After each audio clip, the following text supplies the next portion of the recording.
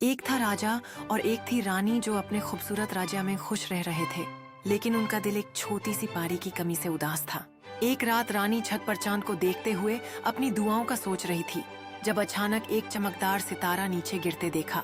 रानी ने देखा कि एक छोटी सी परी उनके बगीचे में बैठी मुस्कुर रही थी, जैसे वो उनकी दुआओं का जवाब देने आई हो। पारी ने कहा, मैं आपकी दुआओं का जवाब बनकर आई हूँ। मैं आपके साथ 1 साल तक रहूंगी और आपका घर खुशियों से भर दूंगी। परी अपने जादू से रजिया को और ज्यादा खूबसूरत बना देती। रंग बिरंगी फुवारे गिरते देखकर सब लोग खुश होते। जब वो हंसती तो आसमान से रंग बिरंगी फुवारे गिरती, और जब वो नचती तब पेड़ों से मिठाई फल गिरते।